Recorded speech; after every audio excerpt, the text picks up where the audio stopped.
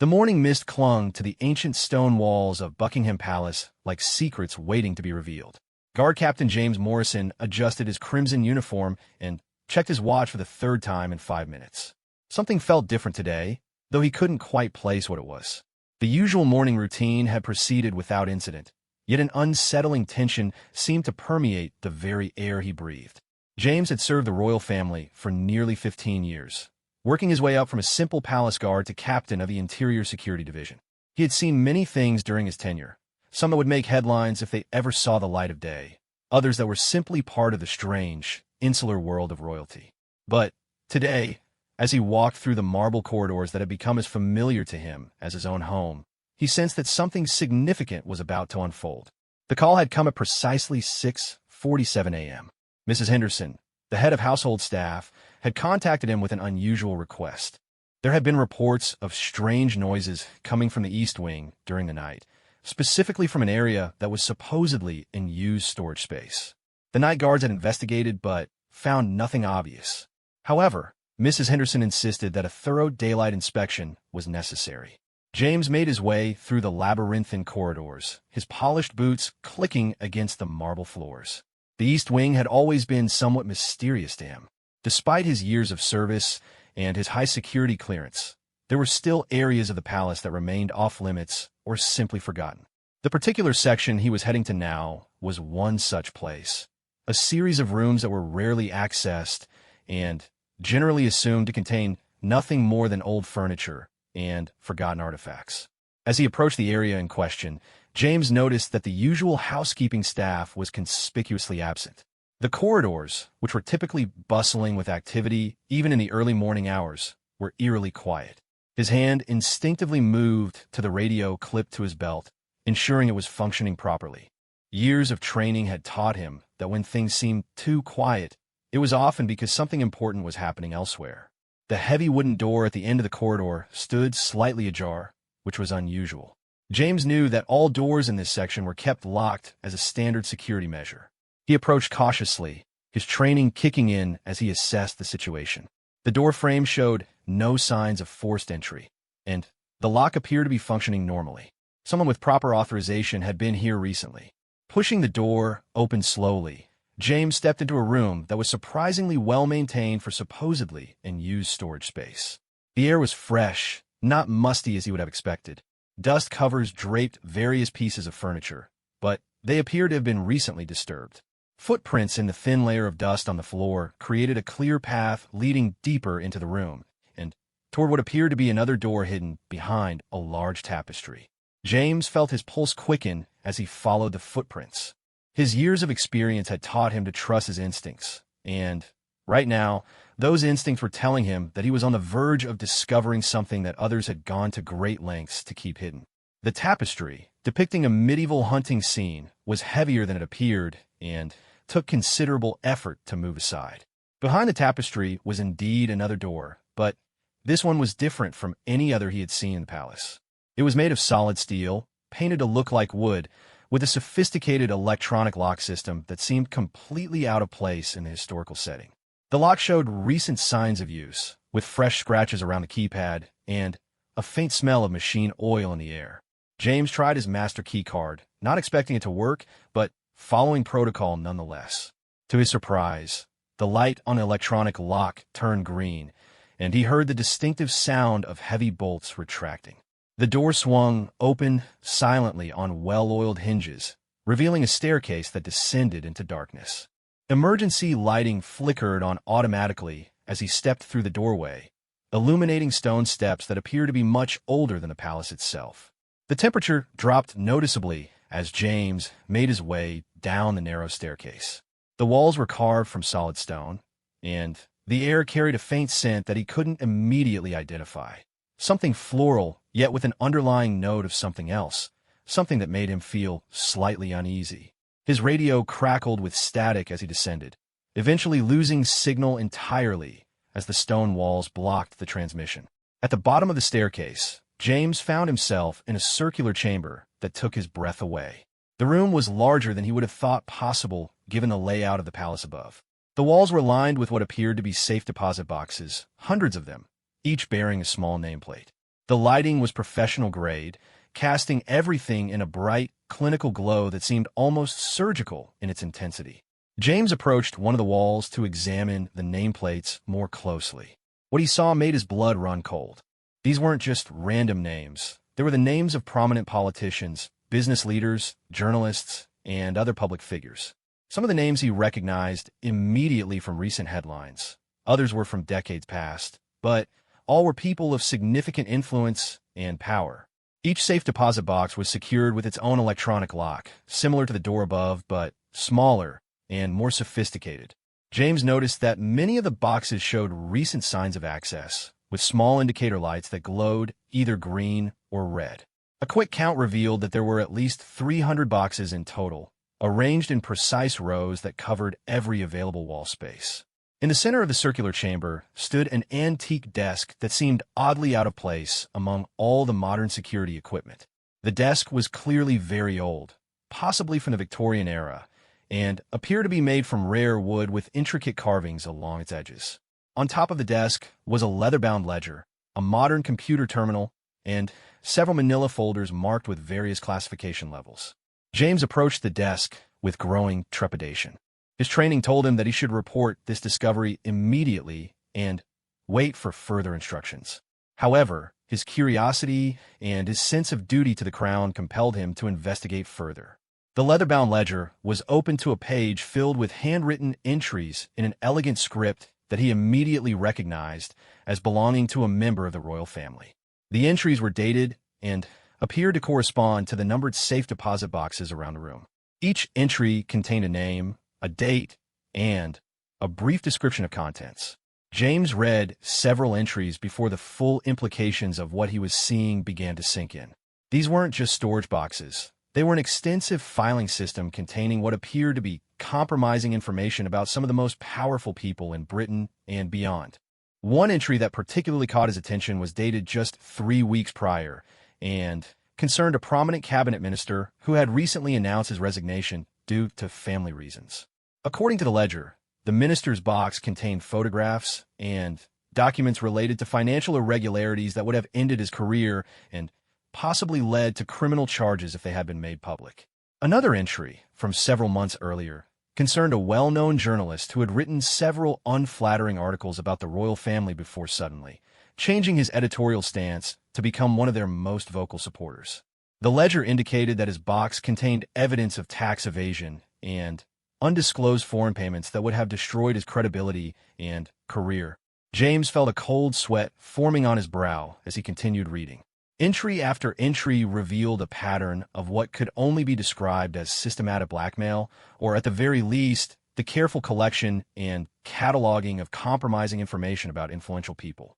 The scope of the operation was staggering, involving hundreds of individuals across every sector of British society.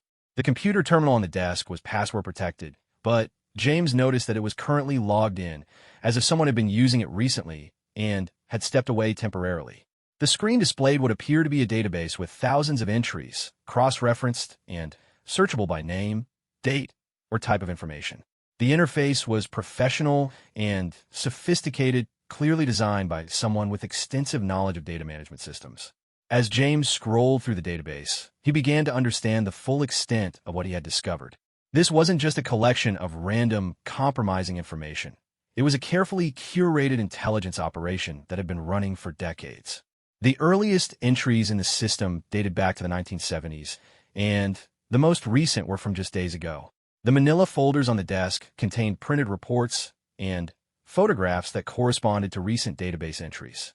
James opened one folder marked with yesterday's date and found surveillance photographs of a prominent businessman entering a building that was clearly not his office or home. The accompanying report detailed the businessman's activities over several weeks, including meetings with individuals who were known to have connections to organized crime. Another folder contained financial documents that appeared to show a well-known charity organization diverting funds meant for disaster relief to personal accounts belonging to the organization's leadership. The documentation was thorough and would be more than sufficient to trigger a major investigation if it were to reach the appropriate authorities. James realized that he was looking at evidence of what was possibly the most extensive intelligence and influence operation in modern British history. The implications were staggering, not just for the individuals whose information was stored here, but for the entire structure of British society and government. If this information were ever to be made public, it would trigger a scandal that would make Watergate look like a minor administrative error. The sound of footsteps on the stone staircase above broke James from his shocked contemplation. Someone was coming, and, given the sensitive nature of what he had discovered, he doubted that this would be a friendly social visit. His heart rate increased as he quickly tried to process his options. He could try to leave and pretend he had never been here, but the electronic locks would have logged his access. He could stay and confront whoever was coming, but he had no idea how many people might be involved or what they might be willing to do to protect this secret. James quickly closed the folders and ledger, trying to leave everything exactly as he had found it. The footsteps were getting closer, and he could hear voices, at least two people speaking in hushed tones that echoed off the stone walls. He moved away from the desk and positioned himself near one of the walls of safe deposit boxes, hoping that he might be able to blend into the shadows if necessary. The voices became clearer as they approached the bottom of the staircase. James recognized one of them immediately, and the recognition sent a chill down his spine that had nothing to do with the temperature of the underground chamber. This was not going to be a routine security matter that he could handle through normal channels. This was something else entirely, something that would require him to make choices that he had never imagined he would face during his years of loyal service. As the footsteps reached the bottom of the staircase and entered the chamber, James prepared himself for what he suspected would be the most important and dangerous conversation of his life. The secrets contained in this underground vault were clearly worth killing for, and he was no longer just a palace guard performing his duties. He had become a witness to something that powerful people had gone to extraordinary lengths to keep hidden. The first figure to emerge from the staircase was exactly who James had feared it would be. The sight confirmed his worst suspicions about the scope and importance of this operation. This was not some rogue element or forgotten historical artifact. This was an active, ongoing operation with connections to the very highest levels of the establishment. James stood motionless in the shadows, knowing that the next few minutes would determine not just his own fate, but possibly the fate of the monarchy itself.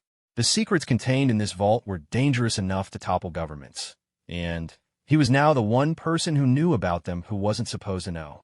His years of training and loyalty would now be tested in ways that no academy could have prepared him for. The chamber fell silent except for the soft hum of the electronic equipment and the barely audible sound of James's own breathing. The moment of discovery was at hand, and there would be no going back from whatever was about to unfold. The figure that emerged from the staircase moved with the confident grace that James had observed countless times during formal palace functions. It was Lady Camilla herself, but she appeared different from the carefully composed public persona that the world knew. Her usual refined elegance had been replaced by something more businesslike, more purposeful. She wore simple dark clothing instead of her typical designer attire, and her expression held a steely determination that James had never seen before. Behind her came a man James didn't immediately recognize, though something about his bearing suggested military or intelligence background. He was perhaps 50 years old, with graying hair and the kind of alert, watchful demeanor that marked him as someone accustomed to dangerous situations. He carried a leather briefcase and moved with the efficient precision of someone who had done this many times before. James pressed himself further into the shadows between the rows of safe deposit boxes, hoping against hope that they wouldn't notice his presence. His mind raced through the possible explanations for what he was witnessing, but none of them offered any comfort. The most charitable interpretation was that he had stumbled upon some kind of official intelligence operation, but the location and circumstances suggested something far more personal and potentially sinister. The Morrison situation has become more complicated than we anticipated, the unknown man was saying as they moved toward the central desk. His voice carried a slight accent that James couldn't quite place, possibly Eastern European. He's asking questions that suggest he knows more than he should about the Henderson transfer. Lady Camilla nodded grimly as she opened the leather-bound ledger to a specific page. How much does he know exactly? And, more importantly, how much can he prove? Her voice was crisp and businesslike, completely different from the warm, slightly hesitant tone she used in public appearances. According to our sources in his organization, he has documentation going back at least 3 years. Financial records, communication intercepts, travel logs. Nothing that directly implicates us, but enough to raise uncomfortable questions if he decides to pursue the matter publicly. James felt his stomach drop as he realized they were discussing someone whose life was potentially in danger because of whatever information was stored in this underground facility. The casual way they discussed handling this situation made it clear that this wasn't their first such conversation. Lady Camilla moved to one of the safe deposit boxes, using a small key attached to a chain around her neck to open it. From inside, she withdrew a thick manila envelope and brought it back to the desk. The envelope was marked with a name that James recognized, a prominent investigative journalist who had been working on a series about corruption in government contracts. "The Morrison files should be sufficient to discredit anything he might publish," she said, spreading photographs across the desk. 3 affairs, 2 with married women whose husbands hold significant positions in the defense industry. Financial irregularities in his expense accounts. A gambling problem that he's managed to hide from his employers. More than enough to destroy his credibility. The man examined the photographs with professional detachment. And if discrediting him isn't sufficient, some of these investigative types can be remarkably persistent, even when their own reputations are at stake. "Then, we move to more direct measures," Lady Camilla replied without hesitation. "We've used the accident scenario successfully before. Morrison drives that motorcycle to work every day, rain or shine. London traffic can be so unpredictable." James felt his blood turn to ice as the implications of what he was hearing sank in. This wasn't just blackmail or political maneuvering. These people were discussing murder as casually as they might discuss the weather. The scope of what he had discovered was far beyond anything he had imagined possible. The unknown man opened his briefcase and withdrew a modern tablet computer. "Speaking of direct measures, we need to discuss the Pemberton situation." He's scheduled to testify before the parliamentary committee next week about the defense procurement irregularities. His testimony could expose the entire network. Lady Camilla moved to another safe deposit box, this one requiring both her key and a fingerprint scan to open. Inside were what appear to be medical records and laboratory reports. Pemberton has a history of heart problems, doesn't he? High-stress job, poor diet, family history of cardiovascular disease. It would be tragic, but not surprising if the pressure of his upcoming testimony proved too much for him. The medical examiner is still Dr. Thornberry, I assume. Of course. He's been very cooperative over the years. A gambling addiction can be so expensive, and his daughter's university fees are quite substantial. James watched in horror as they discussed the planned murder of a government official with the same level of detail that others might use to plan a dinner party. The casual mention of corrupting a medical examiner to cover up the crime made it clear that this operation had tentacles reaching into every level of British society. The man consulted his tablet again. What about the American situation? Senator Williams has been making noise about reviewing the intelligence sharing agreements. His committee could start asking questions about our funding sources. Already handled, Lady Camilla replied with satisfaction. Williams has some very interesting financial arrangements with certain pharmaceutical companies. Stock purchases made just days before favorable FDA rulings. Consulting fees for work that was never actually performed. The Securities and Exchange Commission will be receiving an anonymous tip very soon. James realized that the scope of this operation extended far beyond Britain. They were discussing manipulating American politics and potentially destroying the career of a United States senator. The implications were staggering. This wasn't just a domestic intelligence operation. It was an international conspiracy operating at the highest levels of government. Lady Camilla returned to the central desk and opened the computer terminal. The database that appeared on screen was even more extensive than what James had seen earlier. It contained thousands of entries organized by country, profession, and level of influence. A quick glance revealed entries for politicians, judges, journalists, business leaders, and military officers from dozens of countries around the world. "The new entries from the Paris operation have been processed," she said, scrolling through recent additions to the database. "The French foreign minister's gambling debts are now fully documented, and we have excellent footage of the deputy prime minister's visit to that very exclusive private club. Both should prove useful when the Brexit implementation issues come up for renegotiation." The man smiled coldly. The club footage is particularly compelling. His wife would be devastated to learn about his recreational preferences, and his political party would find them completely unacceptable. He'll be very cooperative when we need him to be. James was beginning to understand the full scope of what he had discovered. This wasn't just a blackmail operation, it was a systematic effort to compromise and control political leaders across the Western world. The amount of planning, resources, and coordination required for such an operation suggested that it had been running for decades and involved enormous amounts of money and manpower. Lady Camilla opened another folder, this one containing what appear to be financial statements and bank records. The Swiss accounts are showing excellent returns this quarter.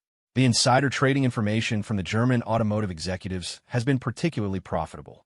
Sometimes I wonder why we bother with the political influence when the financial opportunities are so much more straightforward. Because money is just a means to an end, the man replied. Power is what matters, and information is the ultimate source of power.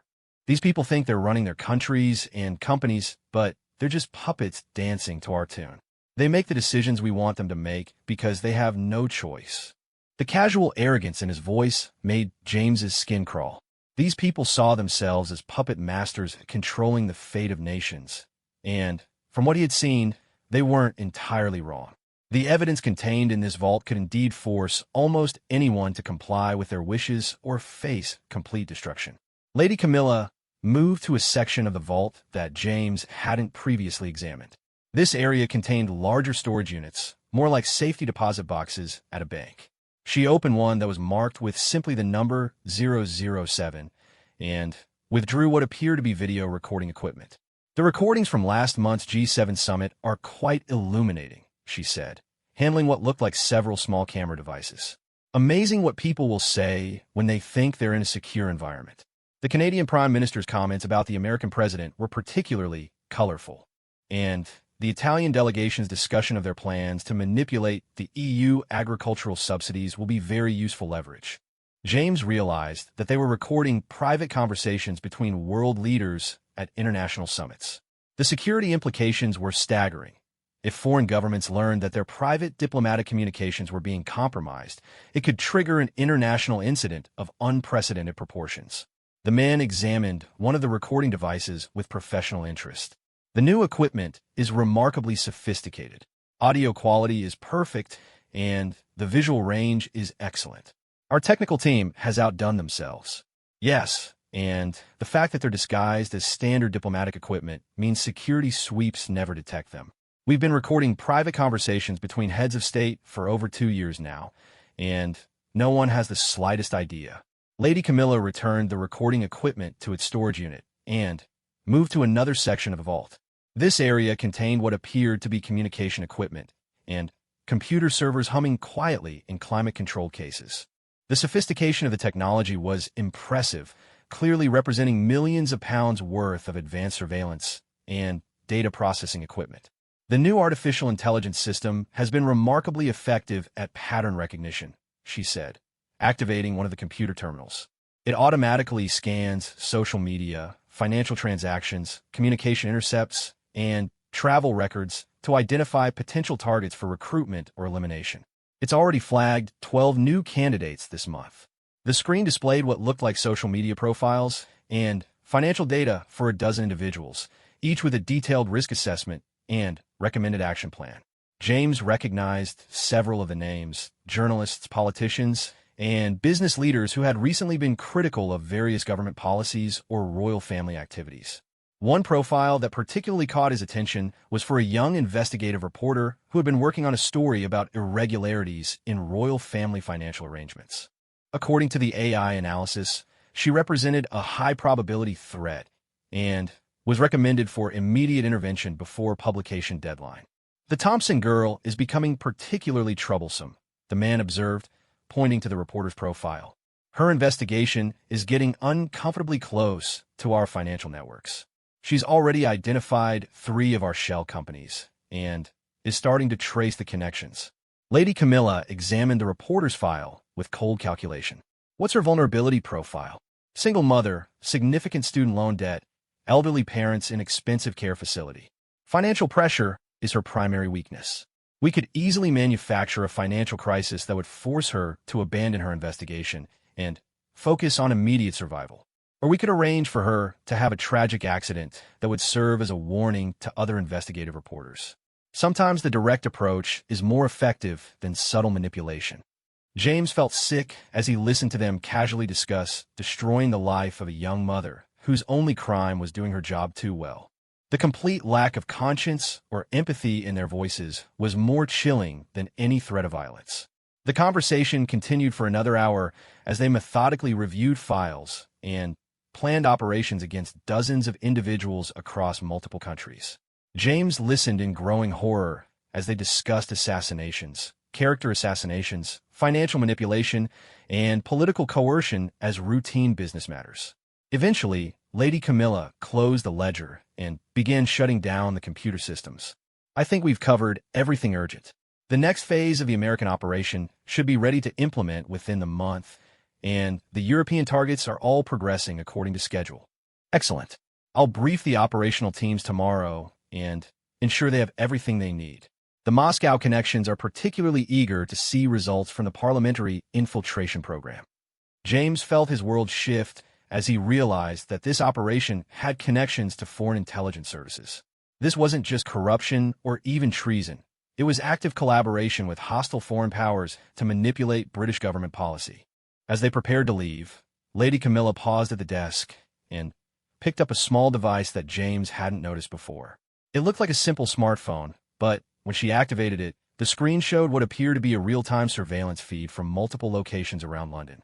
The new monitoring network is performing excellently, she said, scrolling through different camera feeds. We now have eyes and ears in every major government building, most newspaper offices, and all the primary financial institutions. Privacy is such an outdated concept. James realized that they were conducting mass surveillance on a scale that would make authoritarian governments envious. The casual violation of civil liberties was breathtaking in its scope and audacity. As they finally moved toward the staircase to leave, James remained frozen in place, afraid to move and reveal his presence. He had witnessed enough evidence of murder, treason, and international conspiracy to bring down governments. But he was also acutely aware that he was now the most dangerous person in Britain, dangerous to the people who would stop at nothing to protect their secrets, and dangerous to himself because of what he knew. The sound of their footsteps faded as they climbed the stone staircase, leaving James alone in the vault with the weight of terrible knowledge pressing down on him like a physical force. He knew that his life had just changed forever, and that the next decisions he made would determine not just his own fate, but potentially the fate of his country and the democratic world. James remained motionless in the shadows for what felt like hours after Lady Camilla and her companion had left. His heart pounded so loudly that he was certain it could be heard throughout the stone chamber, and his mind struggled to process the full implications of what he had witnessed. Every instinct told him to flee this place and pretend he had never been here, but he knew that wasn't an option. The electronic locks had recorded his presence, and if this operation was as sophisticated as it appeared, they would know he had been here. Eventually, James forced himself to move. His legs felt unsteady as he approached the central desk where Lady Camilla had been working. The computer terminal was still logged in, displaying the vast database of compromising information about thousands of individuals. James stared at the screen, trying to comprehend the scope of what he was seeing. Names scrolled past: politicians, judges, journalists, business leaders, military officers, all reduced to entries in a database designed to destroy lives and manipulate world events. James knew he had to document what he had found, but he also knew that any action he took would be incredibly dangerous. If they discovered that he had copied information from their database, his life would be forfeit. But if he walked away without any evidence, who would believe his story? And, more importantly, how many innocent people would continue to suffer or die while this operation continued unchecked? With trembling hands, James reached for his phone and began taking photographs of the computer screen. The camera flash seemed impossibly bright in the dim chamber, but he forced himself to continue. He photographed page after page of the database, focusing on the most recent entries and the most prominent names. Each photograph felt like signing his own death warrant, but he knew he had no choice. As he worked, James began to understand the sophisticated organization behind this operation. The database wasn't just a random collection of blackmail material. It was a carefully structured intelligence system with cross-references, risk assessments, and operational timelines. Someone with extensive experience in intelligence work had designed this system, and it had clearly been in development for years. The financial records he found were equally disturbing. Shell companies, offshore accounts, and complex money laundering schemes funneled enormous amounts of cash through a network that spanned dozens of countries. The operation wasn't just collecting information, it was generating massive profits through insider trading, contract manipulation, and currency speculation based on advanced knowledge of political decisions. James discovered files indicating that major stock market movements over the past several years had been artificially triggered by this operation.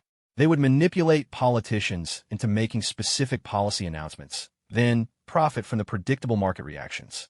The scale of market manipulation was staggering, involving billions of pounds and affecting the retirement savings and investments of millions of innocent people. One file that particularly caught his attention detailed plans for manipulating the upcoming Brexit trade negotiations with the European Union. They had compromising information on key negotiators from both sides and planned to influence the talks to benefit specific companies and financial institutions. The economic implications for ordinary British citizens would be severe, but the profits for the operation's beneficiaries would be enormous. James also found evidence of systematic manipulation of judicial decisions. They had files on dozens of judges, including photographs and financial records that could be used to influence their rulings in important cases. Several recent high-profile court decisions that had seemed puzzling to legal experts now made perfect sense when viewed through the lens of blackmail and coercion. The most disturbing files were the ones marked permanent solutions. These contained detailed plans for assassinating individuals who posed too great a threat to the operation. James counted at least 20 names on the list, including investigative journalists, whistleblowers, and politicians who had been asking inconvenient questions. Some of the names had already been crossed out, accompanied by newspaper clippings reporting their deaths in apparent accidents or from sudden medical emergencies. As James continued photographing the evidence, he began to understand how the operation recruited new members and expanded its influence.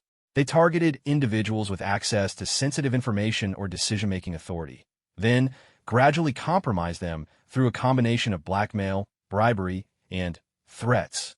Once someone was under their control, they were forced to recruit others, creating an ever-expanding network of compromised officials. The psychological profiles in the database were particularly sophisticated, analyzing each target's personal weaknesses, family relationships, financial pressures, and career ambitions.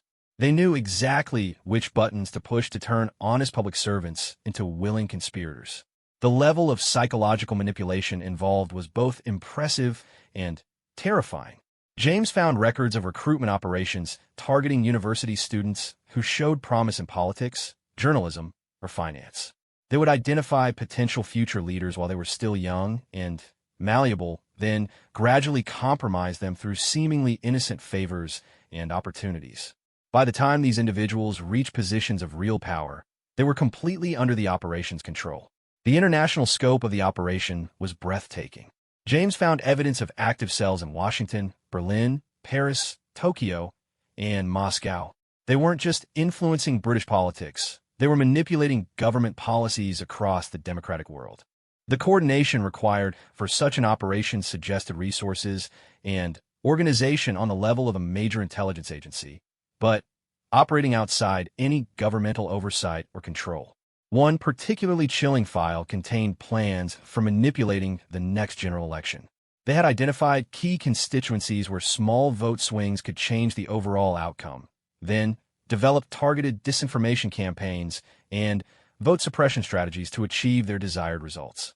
They were essentially planning to choose Britain's next government without the inconvenience of allowing voters to actually decide. James discovered that the operation had been monitoring his own activities for months. There was a complete file on him, including his financial records, personal relationships, psychological profile, and detailed surveillance reports. They knew about his gambling problem, his relationship difficulties, and his career ambitions. They had been preparing to recruit or eliminate him long before he accidentally stumbled upon their vault. The surveillance network was far more extensive than James had initially realized. They had cameras, listening devices, and computer monitoring systems in virtually every important building in London. Government offices, newspaper headquarters, law enforcement agencies, and judicial chambers were all under constant observation. Privacy had indeed become an illusion for anyone in a position of influence.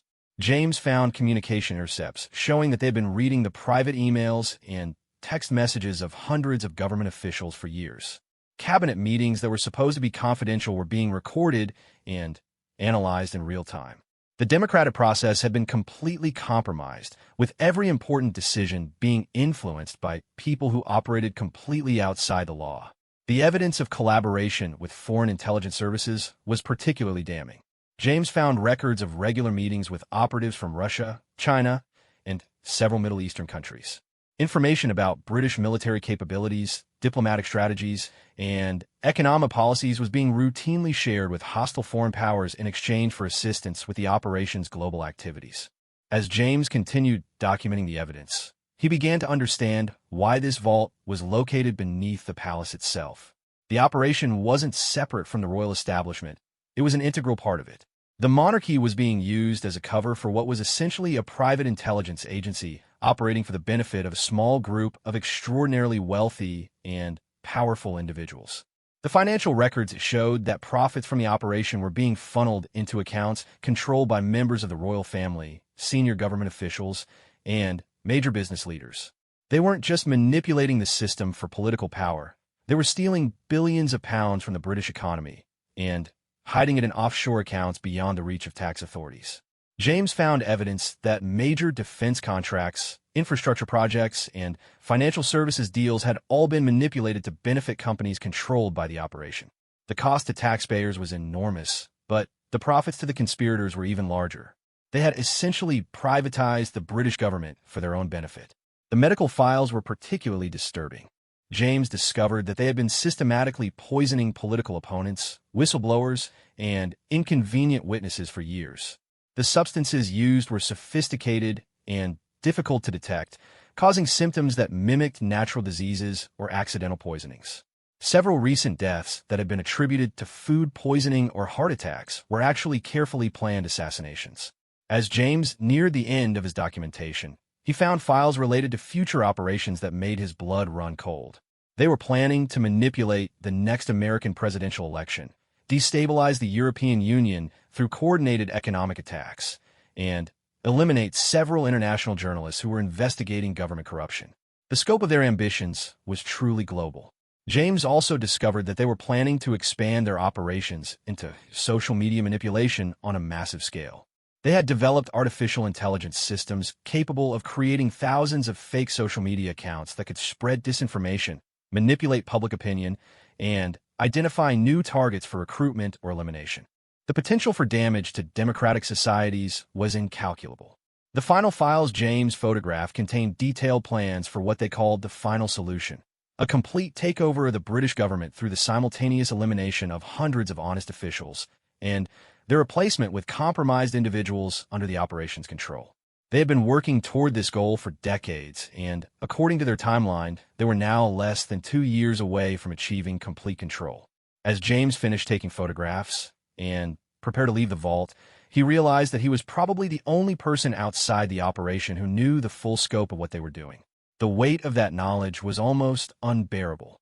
He held in his hands evidence of the most extensive criminal conspiracy in history, but he also knew that acting on that evidence would almost certainly cost him his life.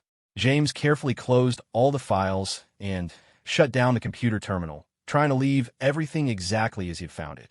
The electronic locks would show that he had been here, but perhaps he could convince them that he had simply conducted a routine security inspection and found nothing unusual. It was a slim hope, but it might buy him enough time to figure out how to use the evidence he had gathered. As he climbed the stone staircase back to the palace proper, James knew that his old life was over. He could never again see the royal family, the government, or British society in the same way. He had glimpsed the hidden machinery that truly controlled the country, and he could never unknow what he had learned. The question now was whether he would survive long enough to expose the truth, or whether he would become another name crossed off their list of problems to be permanently solved. The morning sunlight seemed harsh and artificial as James emerged from the hidden vault back into the palace corridors. Everything looked the same, but he knew that nothing would ever be the same again. He was now living in a different world, a world where democracy was an illusion and freedom was just another word for ignorance of who really held power. James walked through the familiar corridors with the evidence of the greatest conspiracy in history stored in his phone, knowing that he carried either the salvation of his country or his own death warrant, and possibly both. The next 72 hours passed in a blur of paranoia and careful planning for James Morrison. He went through the motions of his regular duties as captain of the Interior Security Division, but every shadow seemed to conceal a potential assassin. Every unexpected phone call could be his death warrant. The photographs stored on his phone felt like they were burning a hole through his pocket, and the weight of the knowledge he carried made every breath feel labored. James knew he couldn't simply walk into a police station or contact a journalist with his evidence. The files he had photographed made it clear that the operation had compromised individuals at every level of law enforcement and media. Trusting the wrong person would result in his immediate elimination and the burial of all evidence. He needed to find someone who was demonstrably clean, someone who hadn't appeared in any of the compromising files he had seen. During his lunch break on the second day after his discovery, James made his way to an internet cafe in a working-class neighborhood far from the palace. Using an anonymous computer, he began researching the backgrounds of various journalists, police officials, and politicians, trying to identify someone who might be trustworthy. The process was frustrating and terrifying. Many of the people he initially considered as potential allies turned out to have their own entries in the database he had photographed. Eventually, James identified a potential contact, Detective Inspector Sarah Richardson of Scotland Yard's Organized Crime Unit.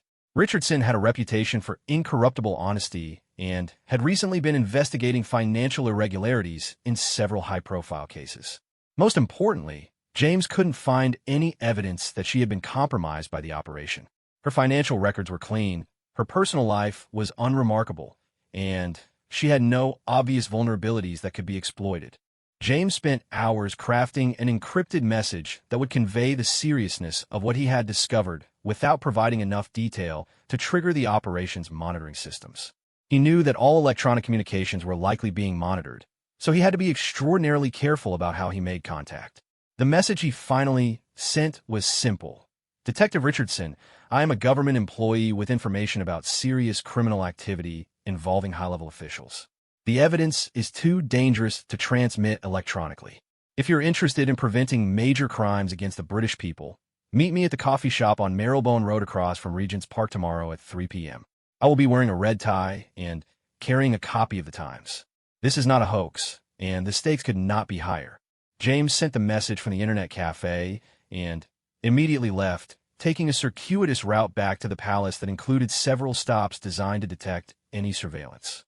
He saw nothing obvious, but he knew that professional surveillance teams were experts at remaining invisible. That evening, James attended a routine security briefing with other palace staff.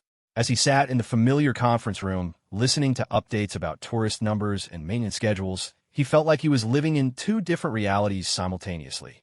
The mundane concerns of palace security seemed surreal when compared to the vast conspiracy he had uncovered just floors below where they were sitting. During the briefing, Mrs. Henderson mentioned that Lady Camilla would be traveling to Scotland for a private engagement the following week. The casual way she mentioned this travel plan sent a chill down James's spine. Based on what he had overheard in the vault, private engagements often coincided with operational activities. He wondered if someone else's life was about to be destroyed while the public believed their beloved royal family member was simply conducting charitable work. After the briefing, James returned to his quarters and spent the night preparing for his meeting with Detective Richardson. He created multiple backup copies of the photographic evidence, hiding them in various locations around London. If something happened to him, he wanted to ensure that the truth would eventually come out. He also wrote a detailed letter explaining everything he had witnessed, sealed it in an envelope, and arranged for it to be delivered to Richardson if he failed to check in within 48 hours. The next afternoon, James arrived at the coffee shop 30 minutes early and positioned himself at a table with clear sight lines to all entrances. His nerves were stretched to the breaking point as he watched every customer who entered, looking for signs that he had been discovered or that the meeting was a trap. The red tie felt like a target painted on his chest, but he forced himself to appear calm and casual. At exactly 3 p.m., a woman in her early 40s entered the coffee shop and scanned the room. She was tall and athletic, with prematurely gray hair pulled back in a practical ponytail and intelligent green eyes that missed nothing. James recognized her from newspaper photographs as Detective Inspector Richardson. She spotted him immediately and approached his table with the confident stride of someone accustomed to dealing with dangerous situations. "You're the one who sent the message," she said, sitting down across from him without preamble. It wasn't a question. "Yes. Thank you for coming. I wasn't sure you would." Richardson studied his face intently.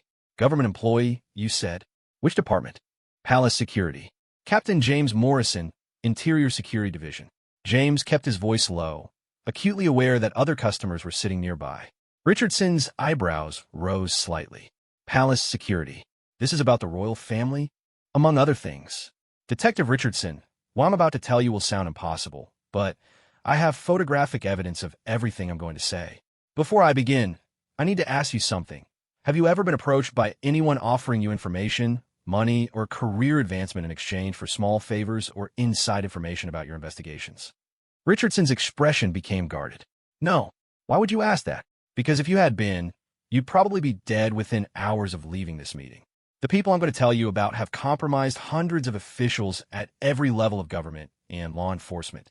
The fact that you haven't been approached suggests that you're either considered too small a threat to bother with, or too incorruptible to be worth the effort." James withdrew his phone and showed Richardson one of the photographs he had taken of the database. Her expression changed immediately as she recognized several prominent names on the list. "Where did you get this?" she asked, her voice barely above a whisper. 3 days ago, I discovered a hidden vault beneath Buckingham Palace. What I found there is evidence of the largest criminal conspiracy in British history, possibly in world history. They're blackmailing politicians, judges, journalists, and business leaders on an international scale. They're manipulating elections, assassinating inconvenient people, and stealing billions of pounds from the British economy. Over the next hour, James methodically walked Richardson through everything he had discovered. He showed her photographs of the database entries, the financial records, the assassination lists, and the evidence of collaboration with foreign intelligence services. With each revelation, Richardson's expression grew more grim, and her questions more urgent. "This is impossible," she said finally. "The scale of what you're describing, it would require hundreds of people and billions in resources. How could something like this remain secret?" "Because they eliminate anyone who gets too close to the truth," James replied. "And they compromise everyone else. Look at this list of accidents and natural deaths over the past 5 years. Every one of these people was investigating something that led toward this operation." Richardson studied the list, and James saw recognition in her eyes as she identified several cases she had heard about through law enforcement channels. "I remember some of these cases. They were all closed quickly with minimal investigation, because the investigators were either compromised or frightened into backing off. Detective, I'm risking my life by coming to you with this information. They have files on every major police official in London. The fact that you're not in their database is the only reason I felt safe approaching you." Richardson was quiet for several minutes, scrolling through the photographs on James's phone. When she finally spoke, her voice was tight with controlled anger. "If even half of what you're showing me is true, it means our entire system of government is compromised. How do we fight something like this? Who can we trust?" "I don't know," James admitted, "but I know we have to try. Too many innocent people have already died, and their plans for the future are even worse. They're planning to manipulate the next election and gradually eliminate hundreds of honest officials. Within 2 years, they'll have complete control of the British government." Richardson closed her eyes for a moment, then opened them with renewed determination. "What do you need from me?" "Help. I can't do this alone, and I can't trust anyone within the normal chain of command. We need to find other people who haven't been compromised and build a case that's so airtight they can't suppress it or discredit it. The evidence you've gathered is compelling, but it's also illegally obtained. Any court case based on this would be thrown out immediately." "Then, we don't rely on the courts," James said. "We find journalists who haven't been bought off and release everything simultaneously to multiple news outlets in multiple countries. Make it impossible to suppress or contain. Richardson nodded slowly. I know some people who might help. Journalists, investigators, even a few politicians who have reputations for absolute integrity. But we'll need more than photographs of computer screens. We'll need corroborating evidence, independent verification, and probably some inside sources willing to testify. There's more evidence in that vault than what I photographed. Financial records, recorded conversations, physical documents. If we could get back in there with proper equipment. Absolutely not, Richardson said firmly. You've already taken an enormous risk getting this much information. Going back would be suicide. They almost certainly know you were there by now. As if summoned by her words, James's phone buzzed with an incoming text message. He glanced at it and felt his blood freeze. The message was from Lady Camilla herself. Captain Morrison, please report to my private office at 5 p.m. today. We need to discuss your recent security activities. Richardson saw his expression and immediately understood. They know. It appears so. James's mouth felt dry as sawdust. Detective, if something happens to me, the evidence is hidden in 3 different locations around London. I've written down the addresses and left them with instructions from my landlord to give them to you if I don't return home tonight. Nothing is going to happen to you, Richardson said with more confidence than she felt. We're going to figure this out together. But even as she said the words, both of them knew that James's discovery of the vault had almost certainly sealed his fate. The people behind this operation had killed to protect smaller secrets than the one he now carried. The only question was whether Richardson would be able to act on the evidence before they eliminated the only witness to their crimes. James paid for their coffee and prepared to return to the palace for what might be his final meeting with Lady Camilla. As he walked toward the door, he felt the weight of history pressing down on him. The next few hours would determine whether the truth about the greatest conspiracy ever conceived would see the light of day or whether it would die with him in some carefully arranged accident. Richardson watched him leave, then immediately began making encrypted phone calls to the few people she trusted completely. If James Morrison was about to sacrifice his life to expose this conspiracy, she was determined to ensure that his sacrifice would not be in vain. The battle for the soul of British democracy was about to begin, and she intended to win it. James Morrison walked through the palace corridors toward Lady Camilla's private office with the measured pace of a man walking to his execution. Every step echoed off the marble floors like a countdown timer, and every portrait of long-dead monarchs seemed to watch him with accusing eyes. The ornate surroundings that had once filled him with pride for his service now felt like the decorative facade of a tomb. Lady Camilla's private office was located in the most secure section of the palace, accessible only to senior staff with the highest security clearances. James had been there many times before for routine briefings, but today the familiar space felt alien and threatening. The elegant furniture, priceless artwork, and panoramic windows overlooking the palace gardens all seemed like props in an elaborate theater designed to mask the corruption beneath. James arrived precisely at 5 p.m. and knocked on the heavy oak door. Lady Camilla's voice called for him to enter, and he stepped into the room that might be the last place he would ever see. She was seated behind an antique desk that had reportedly belonged to Queen Victoria, but her posture and expression were anything but regal. The mask of public propriety had been completely discarded, replaced by the cold calculation he had witnessed in the underground vault. "Captain Morrison," she said without looking up from the documents she was reviewing. "Please have a seat." James sat in the chair across from her desk, noting that the office's usual warmth had been replaced by an almost arctic chill. The evening sunlight, streaming through the windows, cast long shadows that seemed to reach toward him like grasping fingers. "I trust you've been well these past few days?" Lady Camilla asked, finally raising her eyes to meet his. "No unusual activities or discoveries during your security rounds?" "No, ma'am," James replied, forcing his voice to remain steady. "Everything has been routine." Lady Camilla smiled, but there was no warmth in the expression. "That's interesting, Captain Morrison, because our security logs indicate that you accessed areas of the palace that are not typically included in routine security rounds, areas that require special authorization." James felt sweat forming on his brow despite the cool temperature of the room. "I was investigating reports of unusual sounds in the East Wing. Mrs. Henderson requested a thorough inspection." "Ah, yes, Mrs. Henderson." Lady Camilla opened one of the files on her desk. Interesting that she has no record of making such a request. In fact, when we asked her about it this morning, she seemed quite confused by the suggestion that she had sent you to investigate anything in that particular area. The trap was closing around him, but James maintained his composure. Perhaps there was a miscommunication. I was certain that the request came from her office. Perhaps. Lady Camilla's tone suggested that she found this explanation highly unlikely. Captain Morrison, you've served this family loyally for 15 years. Your record has been exemplary, your discretion absolute, and your dedication unquestionable, which is why what I'm about to tell you is particularly disappointing. She opened another file and withdrew several photographs. James recognized them immediately. They were surveillance photos of him entering and leaving the internet cafe where he had contacted Detective Richardson. His heart sank as he realized the full scope of the surveillance network he was dealing with. These photographs were taken 2 days ago, Lady Camilla continued. Our monitoring systems flagged your unusual behavior patterns and initiated enhanced surveillance. The facial recognition software identified you within minutes of your arrival at this establishment, and our communication intercepts identified the message you sent to Detective Inspector Richardson. James said nothing, knowing that any attempt at explanation would only make things worse. The evidence was overwhelming, and Lady Camilla clearly knew everything about his activities since discovering the vault. We also have recordings of your meeting with Detective Richardson yesterday afternoon.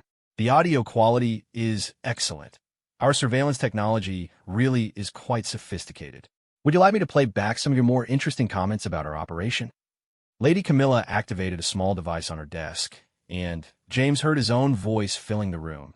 They're blackmailing politicians, judges, journalists, and business leaders on an international scale. They're manipulating elections, assassinating inconvenient people, and stealing billions of pounds from the British economy. The recording continued for several minutes, capturing every damning detail of his conversation with Richardson. James listened to himself, signing his own death warrant, and felt a strange sense of relief. At least now the pretense was over, and he could face whatever was coming with some measure of dignity. I must say, Captain Morrison, your assessment of our operation was quite accurate.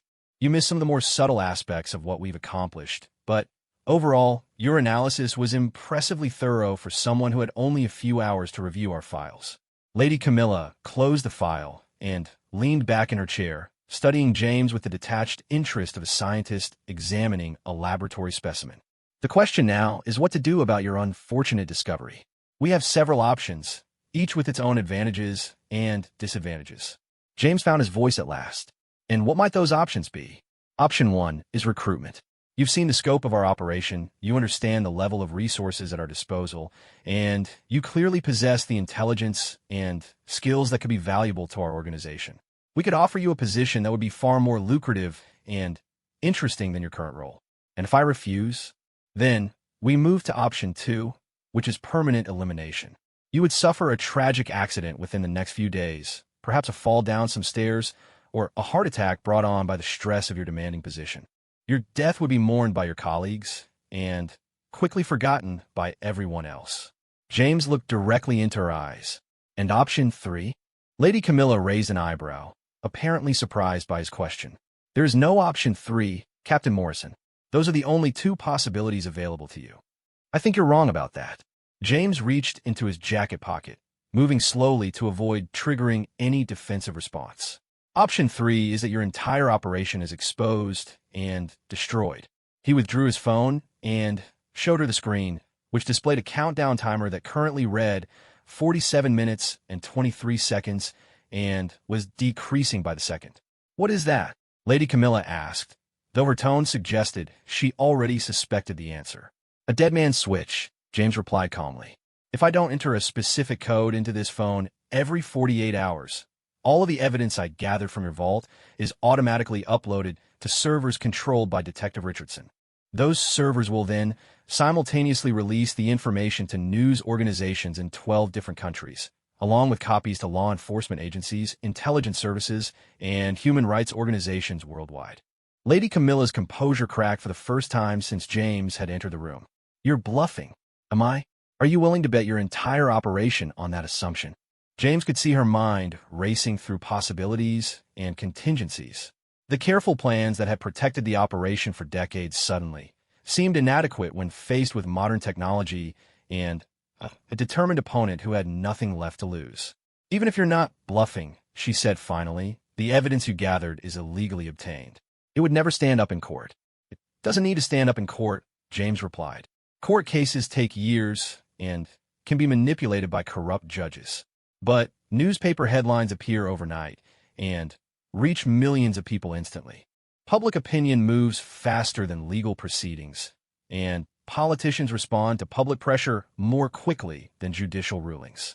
Lady Camilla stood up and walked to the window, staring out at the palace gardens as she processed this new reality. You have no idea what forces you're dealing with, Captain Morrison. This operation has resources and connections that extend far beyond anything you can imagine. Even if you release your evidence, we have the power to discredit it and eliminate anyone who tries to act on it. Perhaps, but the cost of doing so would be enormous, and the attention it would attract would make it impossible for you to continue operating as you have been. Sometimes destruction is worth pursuing even if victory isn't guaranteed. Lady Camilla turned back to face him, and James saw something he had never expected to see in her eyes: uncertainty. For the first time in their conversation, she wasn't completely in control of the situation. What do you want? She asked. I want you to shut down the operation voluntarily. Release all the compromising information you're holding over people, return the stolen money to its rightful owners, and dismantle the surveillance network you built. In exchange, I'll ensure that certain details about your personal involvement remain confidential. Lady Camilla laughed, but the sound was bitter rather than amused. You're asking me to voluntarily destroy decades of work and billions of pounds in assets. Even if I wanted to comply with your demands, the other people involved in this operation would never allow it. Then, you have a problem, James said simply. Because in 43 minutes, the evidence goes public regardless of what happens to me. The only question is whether you want to try to minimize the damage or let it all come crashing down at once. As if summoned by their conversation, the door to the office opened, and 2 men entered without knocking. James recognized one of them as the man who had accompanied Lady Camilla to the vault 3 days earlier. The other was younger, with the cold eyes and efficient movements of a professional killer. I'm afraid our conversation has reached its conclusion, Captain Morrison, Lady Camilla said, as the 2 men moved to flank James's chair. These gentlemen will escort you to a place where you can enter the code to disable your dead man's switch. After that, we'll discuss the terms of your recruitment or alternative arrangements. James remained seated, his hand still holding the phone with its steadily decreasing countdown timer. I'm afraid that won't be possible. The code I need to enter is known only to Detective Richardson, and it changes every 12 hours. Even if I wanted to stop the release of information, I couldn't do it without her cooperation. The younger man stepped forward, his hand moving toward a bulge under his jacket that was almost certainly a weapon. I can make him talk. No, Lady Camilla said sharply. If he's telling the truth about the code, hurting him won't help us. And if he's lying, we'll find out soon enough when the timer expires. She returned to her desk and opened a secure communication device that looked like a modified smartphone. I need to make some calls. It appears we're going to have to accelerate some of our contingency plans. As Lady Camilla began speaking in code to various contacts around the world, James realized that his actions had triggered something far larger than a simple attempt to suppress evidence. The operation was implementing emergency protocols that would probably result in the deaths of dozens of people over the next few days. Politicians would die in accidents, journalists would suffer heart attacks, and witnesses would simply disappear. But even as James contemplated the immediate casualties his actions would cause, he remained convinced that allowing the operation to continue would result in far more suffering in the long term. Democracy itself was at stake, and sometimes preserving freedom required sacrifices that no one wanted to make. The countdown timer on his phone continued its relentless progression toward 0. In 37 minutes, the world would learn the truth about the most extensive criminal conspiracy in history. The next few hours would determine whether that truth would result in justice or whether it would simply trigger a more sophisticated form of tyranny. James Morrison sat quietly in Lady Camilla's office, watching the numbers decrease and waiting to discover whether his 15 years of loyal service to the crown would end with him saving British democracy or dying in the attempt to do so. Either way, he was finally, At peace with himself for the first time since discovering the terrible truth hidden beneath the palace he had sworn to protect. Outside the office windows, the sun was setting over London, casting long shadows across a city whose residents had no idea that their entire way of life was about to change forever. In 35 minutes, they would begin to learn just how much of their freedom had been an illusion and how many of their leaders had been puppets dancing to strings controlled by people who viewed democracy as nothing more than a useful fiction to maintain while they accumulated power and wealth. The timer continued counting down, and history held its breath.